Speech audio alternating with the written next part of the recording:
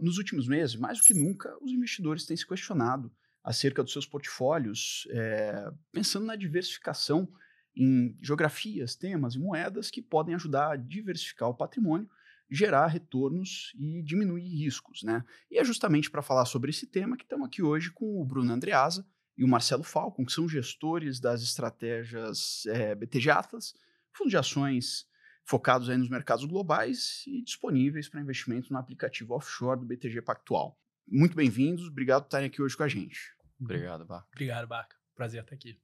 Prazer é meu. Bom, para a gente iniciar o nosso papo aqui, vocês podem falar um pouco sobre o background da estratégia? Então, a estratégia de Global Equities dentro da Asset Management, ela já existe faz mais de 10 anos. Ela começou no final de 2014. Eu, por acaso, trabalho com a estratégia desde que ela começou. Então, eu estou há mais de 10 anos em Nova York, como analista, como trader da estratégia. O Bruno era um analista de Brasil, de formação, passou pelo research do sell side do BTG, mas também há alguns anos começou a acompanhar o trabalho da estratégia Global Equities.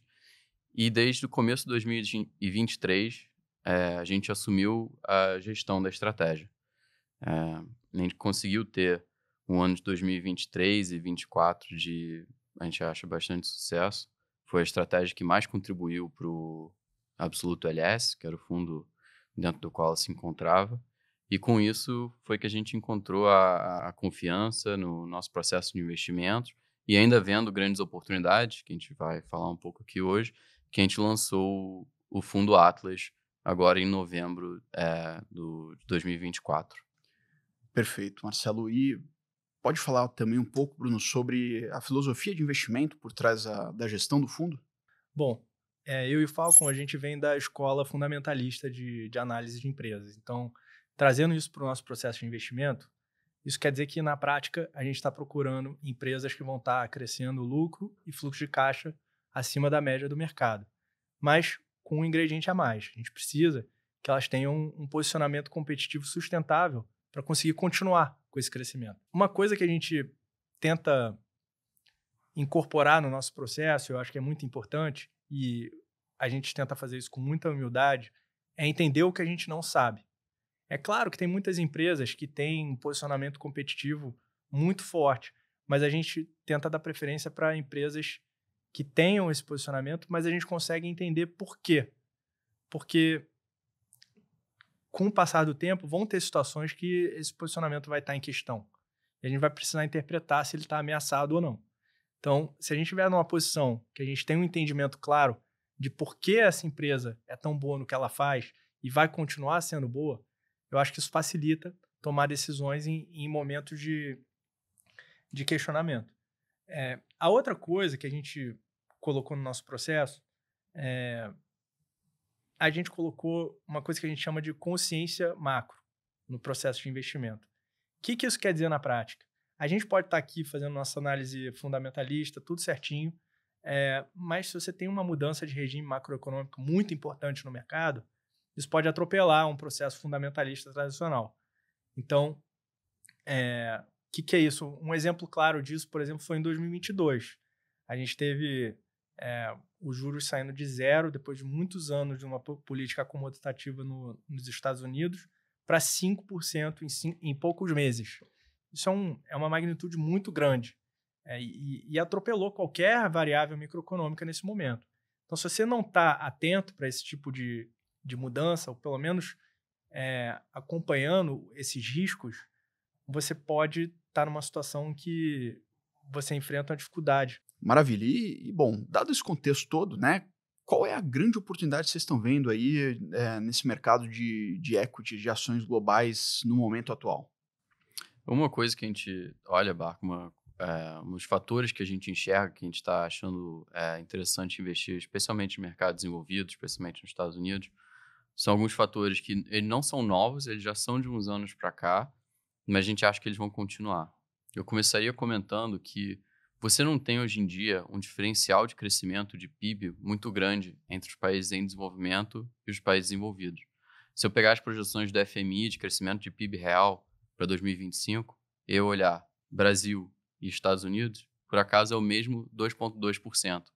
Então, o investidor brasileiro, investido tradicionalmente em bolsa brasileira, na porção do portfólio dele que fosse de crescimento, de ações, tinha um benefício, por muitos anos, de um PIB que crescia acima da média global. De certa forma, se justificava manter essa posição. Hoje, você não conta com essa vantagem. Então, quando você está procurando, especialmente aquilo que o Bruno estava falando antes, crescimento acima da média, se a gente pensa no mercado global, se esse componente macro do PIB não ajuda, quando a gente está falando de Brasil especificamente, você precisa procurar mais nas empresas.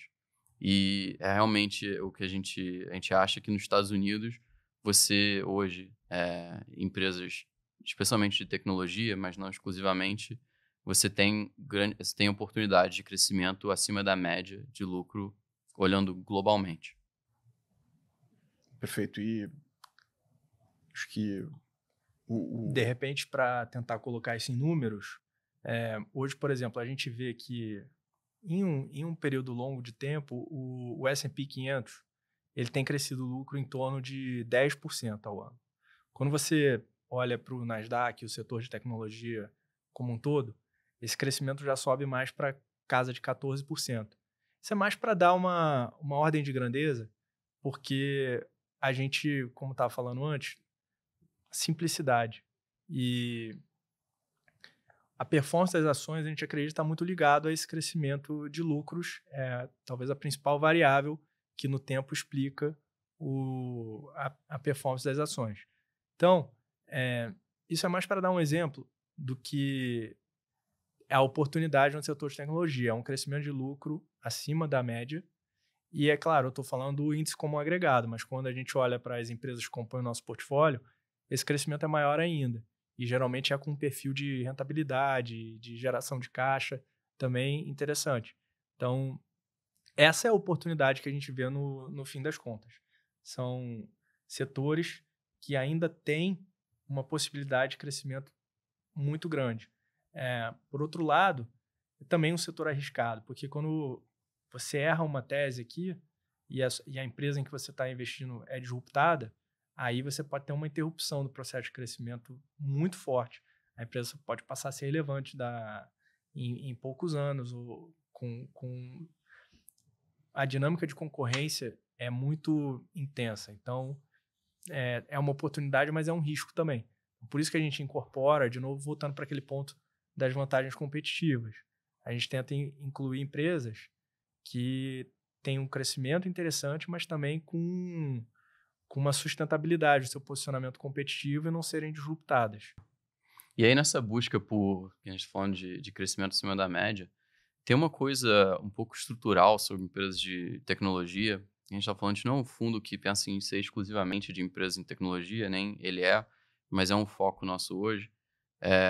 Uma questão estrutural de empresas de tecnologia na era digital, que a gente gosta muito como investidor, é a questão de que uma empresa de tecnologia, dois fatores. O custo marginal de atender a próxima transação, de atender o próximo cliente, é infinitesimal. É aquela questão de que quando eu e você, a gente assiste mais um Reel, a gente assiste mais um Story, sim, tem um custozinho. Tem algum servidor da Meta que teve que calcular qual era o próximo Reel certo para mostrar e teve que servir aquilo. Mas aquilo é menos do que 1 centavo para mais um vídeo. Agora, na hora que finalmente aparece a próxima publicidade, a Meta ganha centavos naquilo, que não parece muito, mas comparado ao custo, isso gera uma margem ali, a margem no produto marginal muito, muito alta. Isso se aplica à Meta, isso se aplica à Google. Essas são empresas onde, quando eu falar da margem bruta do core business, ela é acima de 70%. Na verdade, possivelmente é mais perto de 80%, 90%. Alguém pode falar, pô, Marcelo, mas puxei o DRE da Meta e a margem de lucro operacional é 40%. O que você está falando aí de 80%, 90% de margem marginal? Sim, os outros, esse gap entre os 80% que eu falei e os 40% é realizado, quase esse 40% todo, percentual da receita, o maior pedaço disso é reinvestimento em pesquisa e desenvolvimento de tecnologia. esse é um nível também que essas empresas conseguem manter muito acima da média das empresas em geral que compõem o S&P e da economia como um todo. Empresas que usam tecnologia, empresas de bens de consumo que melhoram seus produtos todo ano, muitas vezes investem 3%, 4% da receita como pesquisa e desenvolvimento. E aqui você tem essa empresa de tecnologia digital investindo 30%, 35%. Isso é o que dá, em parte, isso impulsiona o crescimento deles quando eles entregam novos produtos de sucesso. Isso permite a defensibilidade deles contra a disrupção de novos entrantes. Eles são mestres, muitas vezes, em copiar quem possivelmente ia disruptar, copiar muito rapidamente, em questões de semanas. Então, a gente acha essa dinâmica dessa margem incremental muito alta. Isso combina com, pelo mesmo motivo, em parte, por ser digital, as empresas de tecnologia de sucesso atingem escala global muito rápido. Então, quando a gente imagina Spotify, Netflix, Meta, essas empresas são líderes em virtualmente todos os mercados do mundo que elas operam. Muitas vezes o único mercado que fica de fora é a China. Então, basicamente, o prêmio em termos de retorno da ótica do investidor de uma empresa de sucesso na área de tecnologia é bem difícil de rivalizar nos outros, quando a gente olha os outros setores. Não é impossível, mas é bem difícil. E esse é um motivo que a gente acha estruturalmente o setor de tecnologia é um setor interessante para a gente investir. Eu acho que é importante ressaltar aqui que o fundo, ele não é um fundo de tecnologia por desenho. A alocação que a gente tem atualmente em tecnologia, ela é um output, vamos chamar assim, de um processo de investimento, de olhar as oportunidades e achar que as melhores estão nessas empresas. Mas a gente tem outros setores também no fundo. A gente tem o setor de varejo, tem o setor de pagamentos, tem o setor até de energia elétrica no fundo. Então, o desenho do fundo é buscar oportunidades de crescimento elevadas. E isso se traduzir em geração de valor para os acionistas e para a cota, no fim das contas. Mas não é um fundo de tecnologia, só essa mensagem que eu acho importante passar. O resultado do posicionamento em empresa de tecnologia hoje, ela é uma função do processo de pesquisa que vocês aplicam e das oportunidades que vocês enxergam hoje maiores em tecnologia. Isso aí. Exatamente. E, perfeito. Assim, passando aqui para um outro tópico que, de fato, é relacionado à tecnologia, como é que vocês estão pensando hoje sobre as oportunidades em inteligência artificial? Que foi um tema que deu muito que falar aí nesse começo de ano. Claro. Eu acho que vale dar um passo atrás e pensar assim, o que é essa tecnologia de inteligência artificial?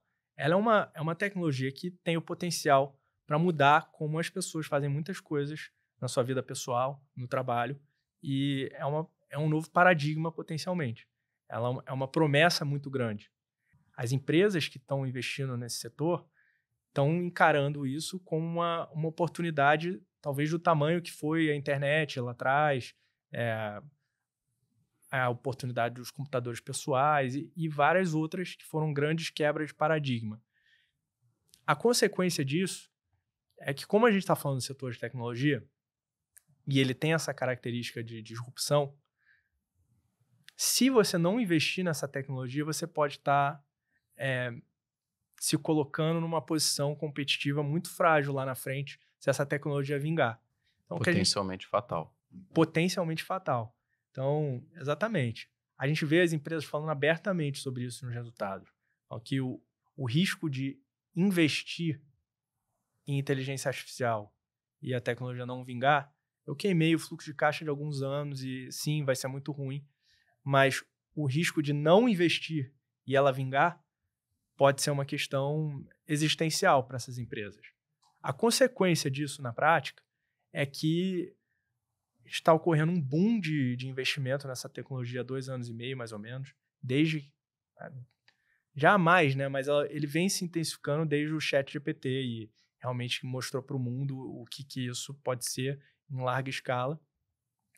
E as empresas adotaram uma postura de corrida armamentista. Então, elas estão investindo na tecnologia de uma maneira muito agressiva. Elas querem ser a primeira a alcançar um nível de modelo de inteligência artificial que seja o vencedor.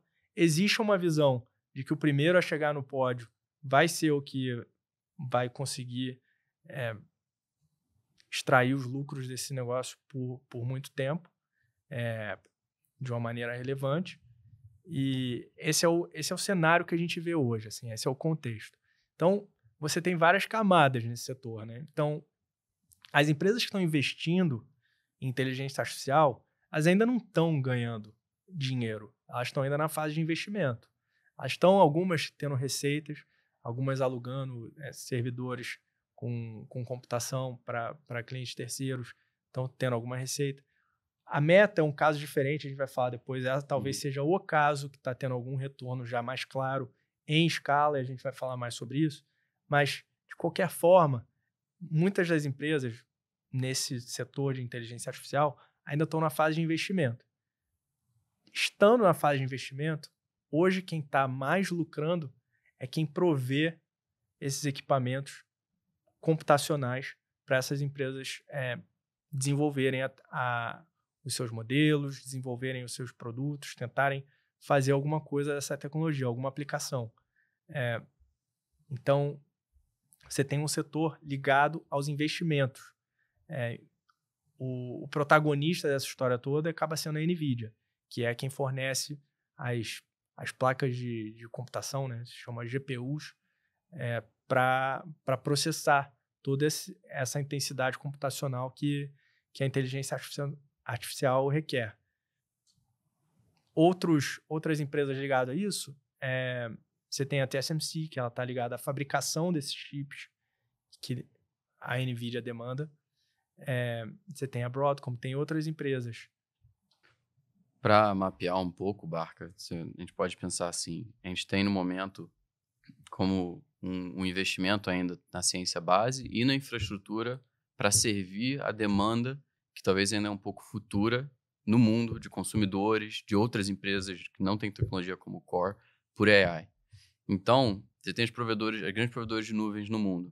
A Amazon Web Services, a Microsoft Azure e a Google Cloud.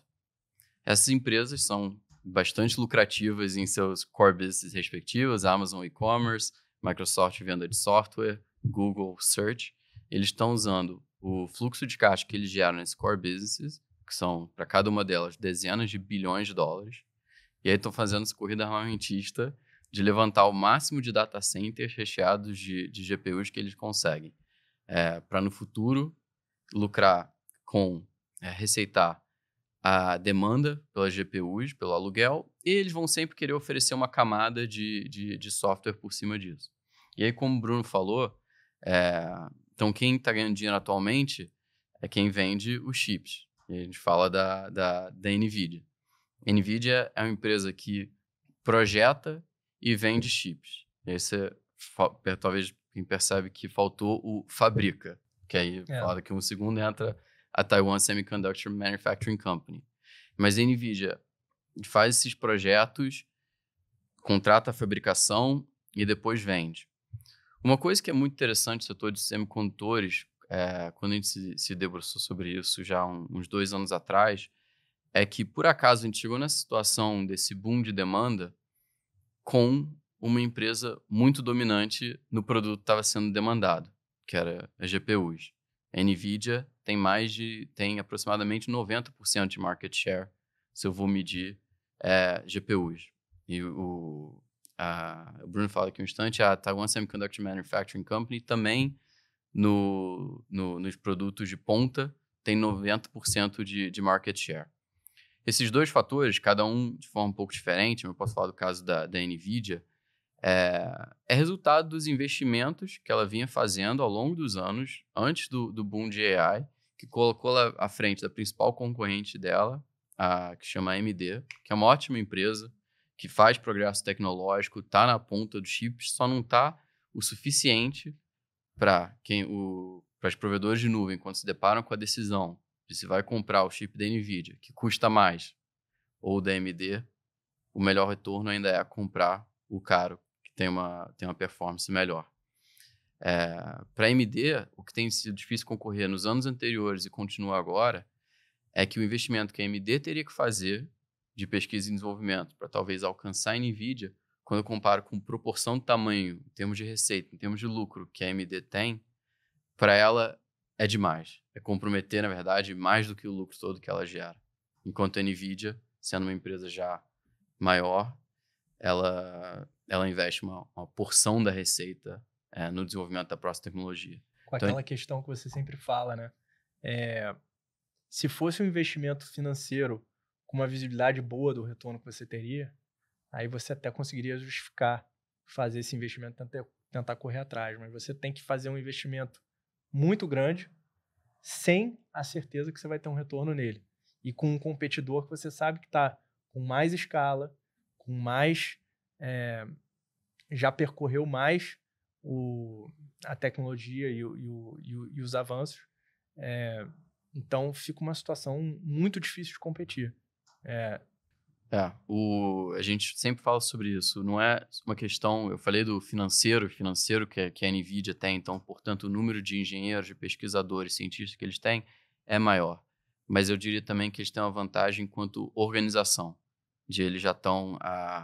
Eles inventaram a GPU 30 anos atrás. Eles sempre foram empurrando a fronteira desse produto.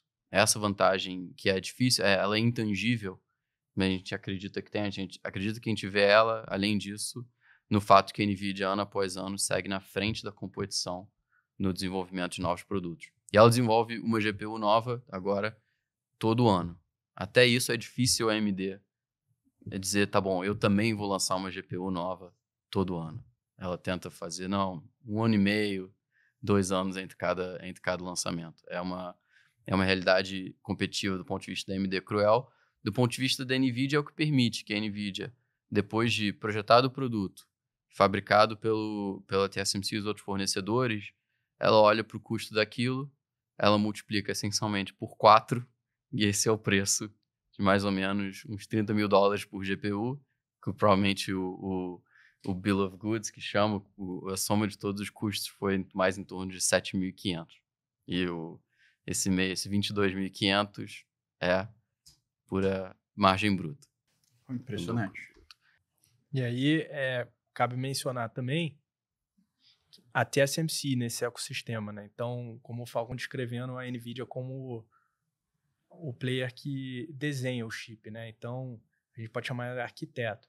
A TSMC, ela é engenheira e é executora da obra. Então, ela recebe o desenho dos chips de diversos players, incluindo a NVIDIA, a Apple. Ela é uma empresa que fabrica chips para todas as empresas de tecnologia, basicamente. E ela é uma empresa líder nesse setor. Uma característica desse setor de fabricação de chip é que ele é ainda mais intensivo em capital.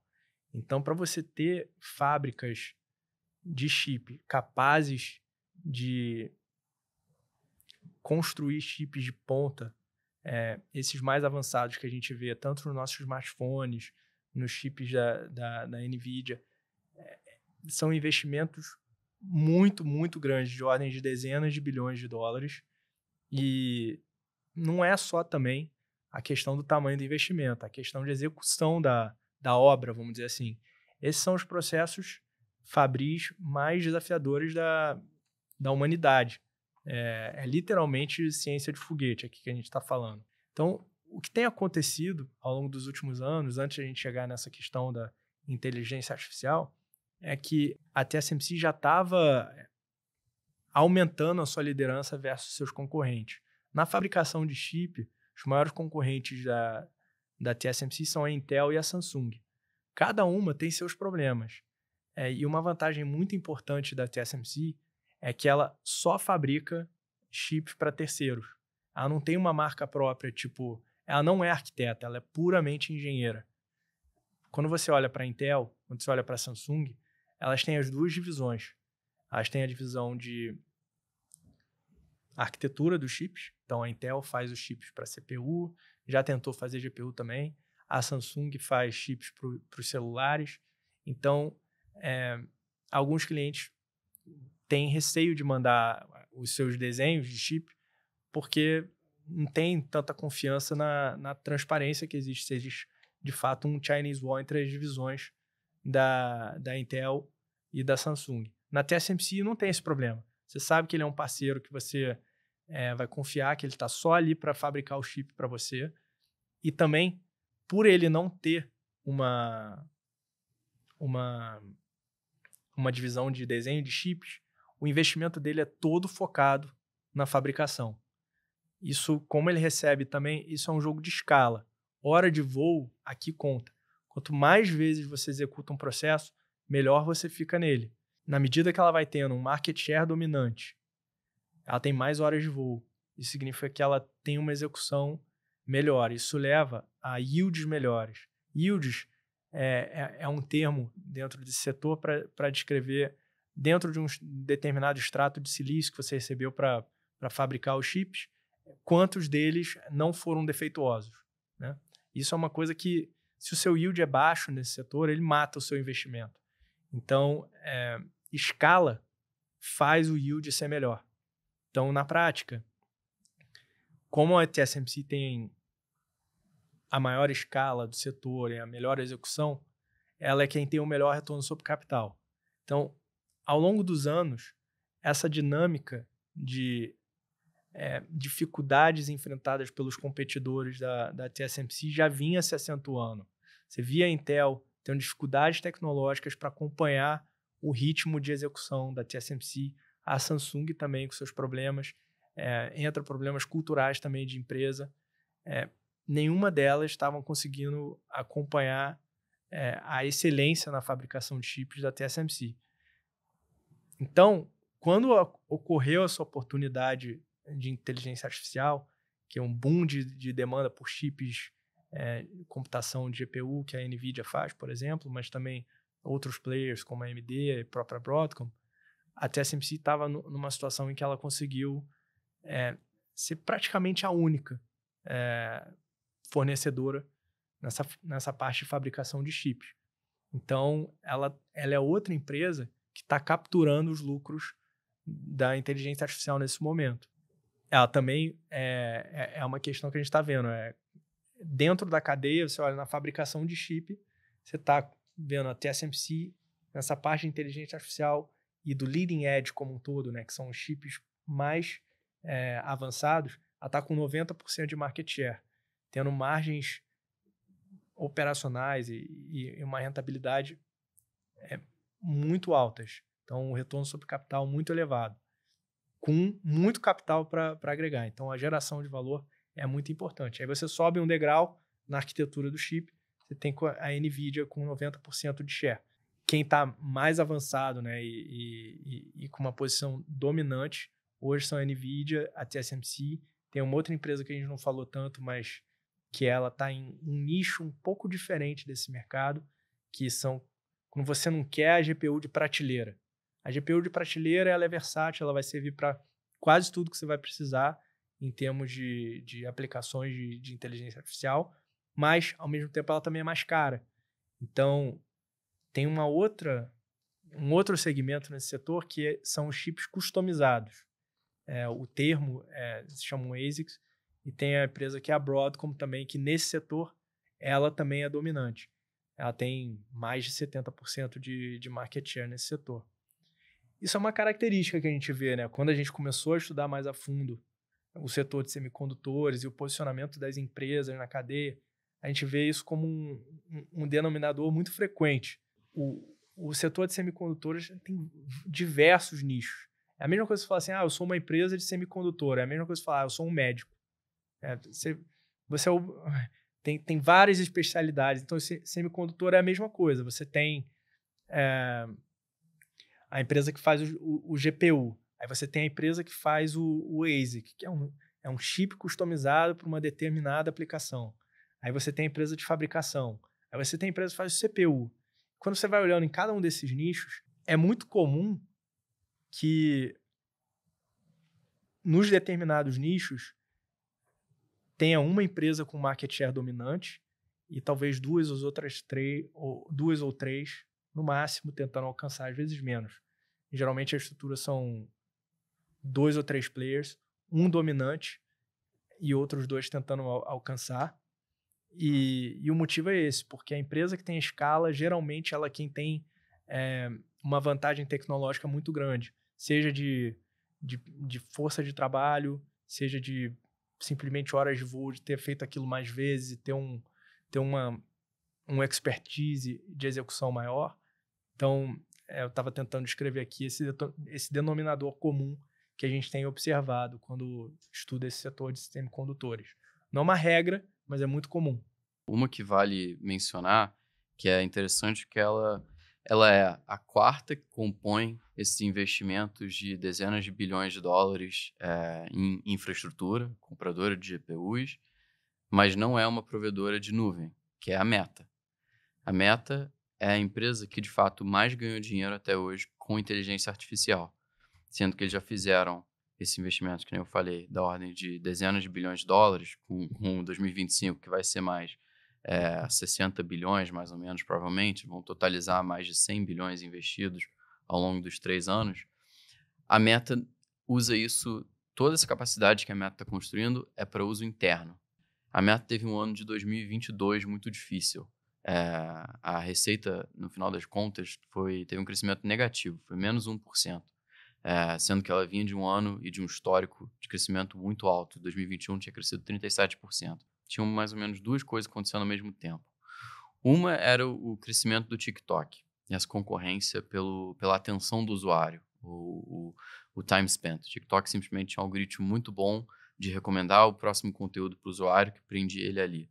Isso estava fazendo com que os indicadores de engajamento nas plataformas da Meta, no Instagram, no Facebook, estavam apresentando queda ano a ano. O outro fator é que a Apple fez uma mudança em como os apps dentro dos iPhones, dos iPads, mas o importante realmente são os iPhones, que são um volume muito maior, como os apps, um dado app, como o app da Meta, o Instagram, pode monitorar o que um dado usuário está fazendo em outros apps. Então, a Meta originalmente conseguia receber informações de quando a pessoa clicava numa publicidade dentro do Instagram, que pulava talvez para uma página do Safari, do browser. Se a pessoa concluía a compra, talvez, de um item, de um serviço, a Meta conseguia colher essa informação. A Apple acabou com isso. Cada aplicativo ficou no seu quadrado. Então, a partir daí, a Meta sabia que alguém tinha clicado, mas não sabia o que tinha feito depois. Sem saber o que tinha feito depois, isso gerava problema, porque esse dado que tinha acontecido depois fazia parte da informação do dashboard depois, que a Meta mostra para quem compra publicidade, de como está indo a campanha, você estimar o seu retorno da campanha. Então, ela estava enfrentando um tempo de uso por usuário que estava decrescente e, repentinamente, não conseguia mais falar para quem comprava publicidade qual está sendo o efeito da campanha. Então, o valor da publicidade também estava reduzindo. Esse foi o problema deles em 2022. Mas já no final de 2022, eles estavam fazendo um investimento nessa infraestrutura de inteligência artificial. Você fala que tem uma coisa a ver com a outra. É que talvez eles não estavam fazendo tanto o que a gente chama de generative AI, né? Eles estavam fazendo mais o que a gente chamaria de machine learning. Mas eles estavam usando, de fato, as GPUs e essas técnicas de machine learning para melhorar o algoritmo deles, ou seja, eles conseguirem fechar esse gap que tinha gerado com o TikTok, de recomendar o próximo conteúdo que vai manter o usuário engajado e de recomendar a publicidade certa, na hora certa, para o usuário certo. Então, esse foi um uso essencial e a gente viu as métricas de engajamento desde 2023 começaram a reverter e inclinar positivamente. Eles refizeram o algoritmo, mudaram a lógica do algoritmo para ela ser inteiramente um algoritmo baseado em machine learning. E aí faz uso das GPUs. É mais intensivo em computação, custa mais, só que quando você opera uma rede social que eles operam, o tempo do usuário em mostrar a publicidade certa é o coração do seu negócio. E depois, pelo outro lado da questão que estava falando de atribuição de comportamento, eles também usaram outros sinais, vários, fizeram os cálculos probabilísticos, aí aplicaram machine learning, por mais que muitas vezes não tem como falar com certeza, eles voltaram a conseguir mostrar métricas para quem compra publicidade do que está acontecendo, de como está não só o engajamento do click-through, que eles sabem, mas qual está sendo o resultado final daquelas campanhas, usando outras métricas. Então, isso foi a virada da Meta em 2023.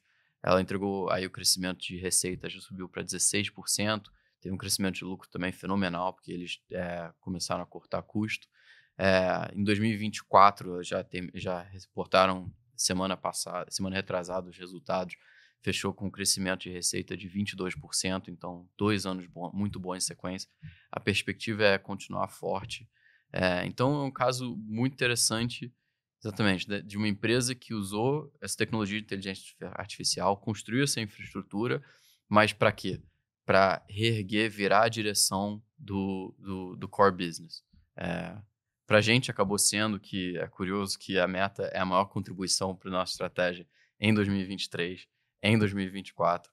Quando a gente está falando aqui hoje no Year to Date 2025 também, a gente tem que até sempre se lembrar que a gente não é que a gente tem um casamento com a posição. A gente sabe que um dia, como gestores, a gente vai ter que saber a hora de vender.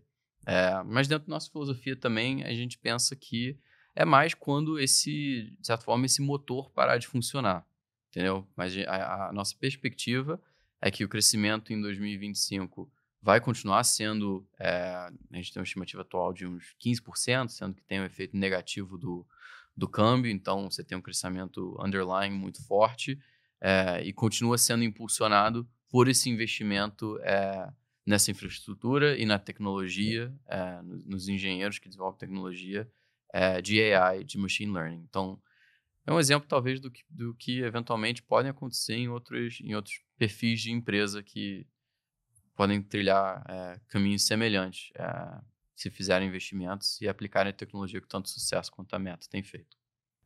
E acho que, sim, um ponto super importante que você falou, Marcelo, que as coisas mudam, né? E principalmente no mercado de tecnologia, elas podem mudar de uma maneira, assim, bastante rápida.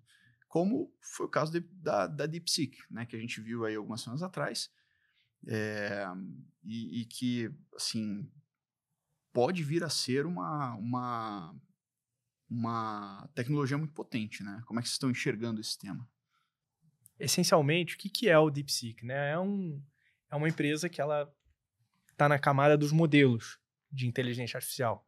Então, ela atua ali concorrendo com a OpenAI, que é a dona do ChatGPT, e com outras empresas nesse segmento do mercado. O que eles fizeram? Eles lançaram um modelo de inteligência artificial inovador. Toda vez que você faz alguma pergunta no ChatGPT ou você roda qualquer aplicação de inteligência artificial, isso consome computação. Para você conseguir escalar a tecnologia e criar aplicações viáveis economicamente, a gente ainda não chegou nesse passo, porque ainda é caro. E isso é uma coisa normal na trajetória de qualquer tecnologia nova. Isso aconteceu com praticamente qualquer tecnologia que você pensar. Talvez o exemplo mais recente na nossa mente seja o carro elétrico. O custo da bateria há 10 anos atrás era proibitivo. Hoje em dia ele é muito mais viável. A tendência de custo em tecnologia é sempre para baixo. Então, isso não é necessariamente ruim, porque faz com que você democratize a tecnologia. Ela se torna viável economicamente para mais pessoas usarem ela, mais pessoas criarem aplicações para ela. Então, essa inovação que o DeepSeek trouxe foi muito legal. E também cabe mencionar que essas inovações são normais e esperadas nesse setor. Esses modelos com quem a gente está comparando a performance do DeepSeek foram lançados meses atrás. Meses aqui é um tempo muito relevante. É de se esperar que o custo caia. Então, legal. Até aí, tudo bem. A preocupação é a seguinte. Mas então o custo para treinar esse modelo caiu muito, então você não precisa investir tanto em poder computacional para fazer esses modelos.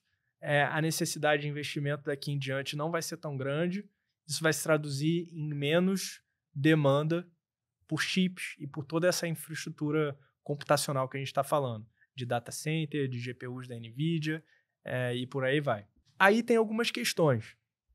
Primeiro, eu acho que houve muita confusão nas comparações dos números que foram falados. O número que ficou famoso, né, custou 6 milhões para treinar o modelo da DeepSeek. Esse número não está errado, mas ele é um componente do processo todo. A última rodada de treinamento do modelo, de fato, custou 6 milhões. Mas isso não é comparável com os investimentos de bilhões que foram feitos pelas outras empresas. Aí tem investimento em maquinário, tem investimento em pesquisa prévia, tem uma série de outros componentes. Quando você compara, vamos dizer assim, maçã com maçã, esses 6 milhões que o DeepSeek teve na última rodada de treinamento dele, não está tão diferente assim da curva esperada de queda. A outra coisa que também é importante mencionar é que o DeepSeek ele utilizou uma técnica que tem ganhado muita popularidade recentemente, que se chama distillation. Distillation, ele, na prática, é o seguinte, é você partir de um modelo anterior e criar um modelo filhote em cima dele, que você já percorre alguns corta-caminhos e não precisa fazer o processo inteiro, você só pega, você reduz o número de parâmetros e pega só aquilo que realmente importa, e você pega uma carona no investimento que foi feito em fazer um modelo mais robusto anteriormente.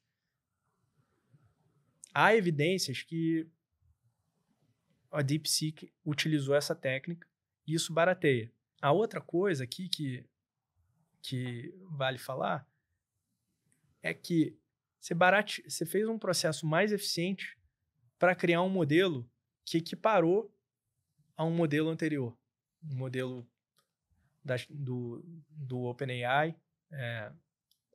Você equiparou a performance do modelo anterior, da OpenAI, que foi de meses atrás.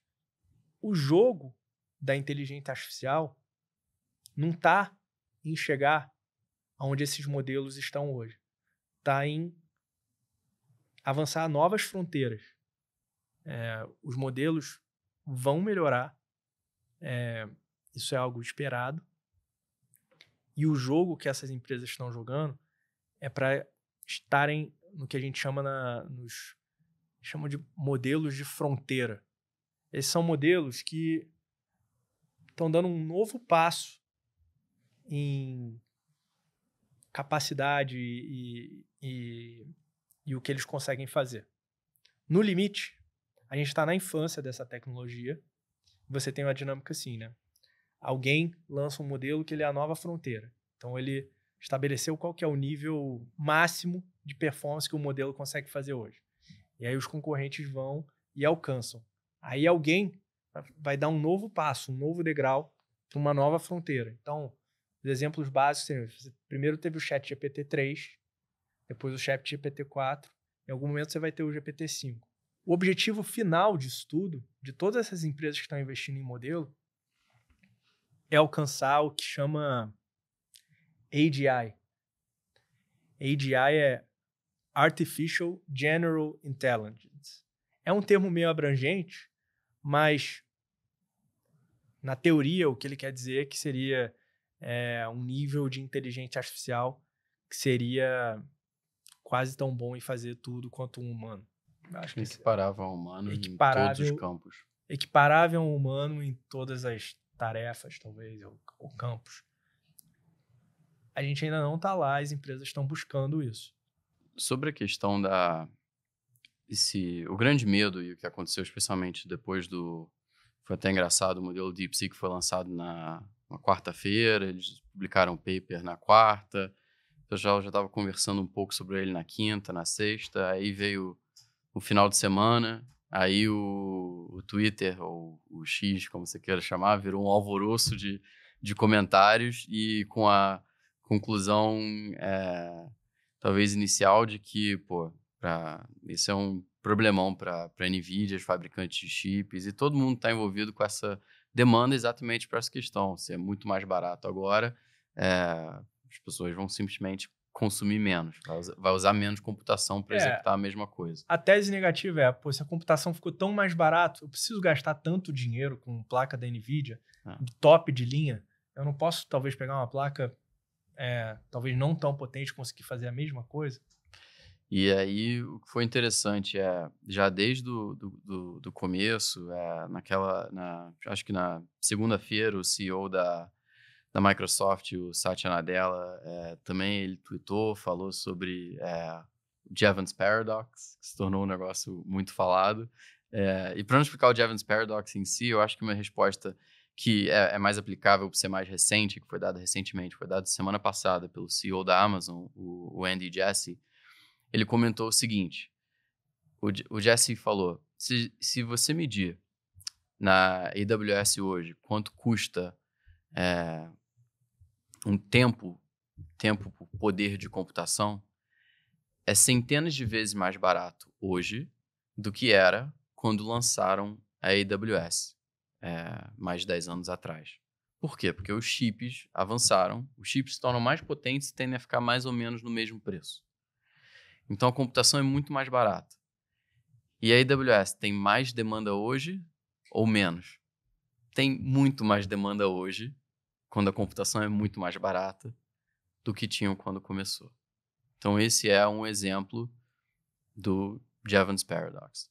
Se for o caso de que o desenvolvimento de modelos como o da DeepSeek ou de qualquer outro modelo mais barato de rodar leve a uma redução da demanda, isso vai ser a primeira vez que isso acontece na história da computação, pelo menos. Então é por isso que a gente brinca internamente, a gente fala muito de Jevons Paradox, todo mundo durante aquela semana falava de Jevons Paradox, a gente se pergunta se você tá no bonde do Jevon, a gente tende a responder que sim, por enquanto a gente está no bonde do Jevon.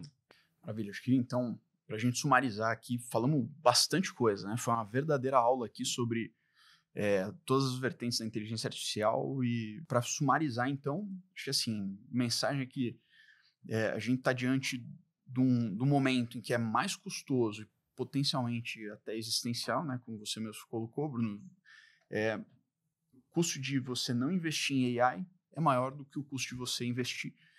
E, ao mesmo tempo, isso pode ser aqui um grande momento catártico e assim, uma grande quebra de paradigma na indústria, na construção dos modelos. Bruno, Marcelo, obrigado aí pelo papo, por todas as explanações. Obrigado, Barco. Obrigado, Barco. Prazer. Esse foi mais um BTG Asset Talks. Muito obrigado e até a próxima.